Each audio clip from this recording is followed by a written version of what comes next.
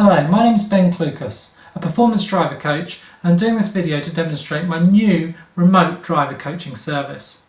Maybe you've just been to a circuit without a coach and you're looking for some feedback on places you can improve next time.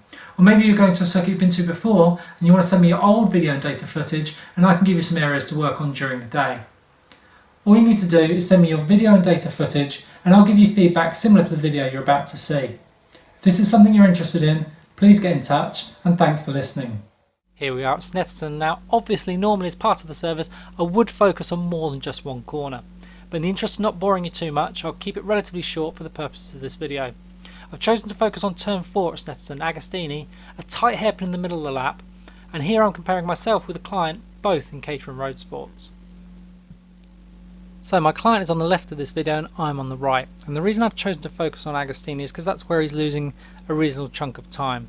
I've split each sector into a corner and you can see, so sector 1 is turn 1, turn 2, turn 3, and these are his best sectors. Turn 4 he's losing 0.38, almost 4/10 of a second. As it happens, his best lap was his best sector.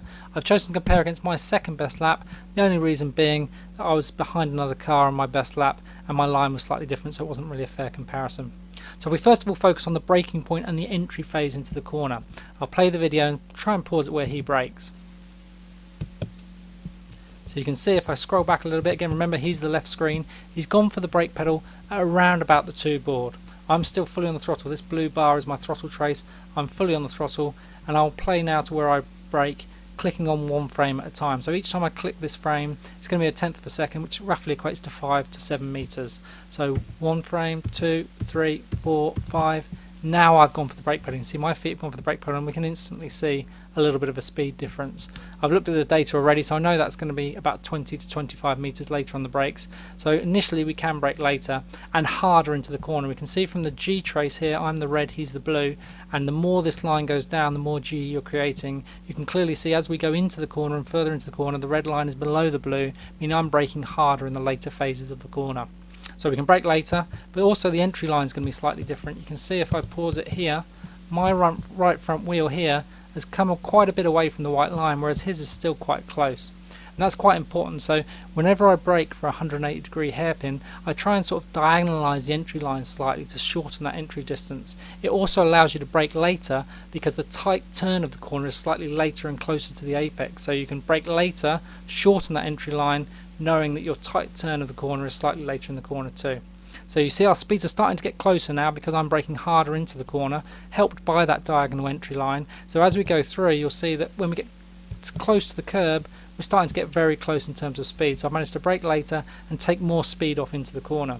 Interestingly here, on the left, he's actually going to apex before me. So if you look where his left front wheel is now, he's actually into the curb, whereas I'm still a little bit away from it. And that's going to become important when we're trying to pick up the power later on in the corner. So we've lost a little bit of time on the entry and we've apexed early, and we'll see how this now affects the throttle on the way out the corner. So you can see at this point now, I'm clearly more to the left than he has. If you look at my wing mirror there, he's starting to drift wider than me because of that early apex, and that's stopping him now be able to get onto full throttle. So you can see I'm on full throttle, he's now having to feed it down, which loses him a little bit of time on the way out. So if we go to here, you can see he's a mile an hour down. Most of the time has been lost on the way into the corner, but it also doesn't help on the way out to get out, which is obviously important for racing. And you can see as we go through to the exit curb, I've managed to maintain that, depending on where you pause it, mile an hour or so on the way out. So just to recap, really he could brake quite a bit later for this corner, probably 20 to 25 meters, diagonalize the line. So once you've started braking, come across the track a little bit more diagonally, so you're shortening that entry line and making that tight part of the corner later in the corner, closer to the apex, and then also apex a little bit later, so we're able to get to full throttle a bit quicker on the way out. So as mentioned, normally I would try and do more than one corner, but this is just to sort of show you what it's all about. If you're interested in this service, please get in touch.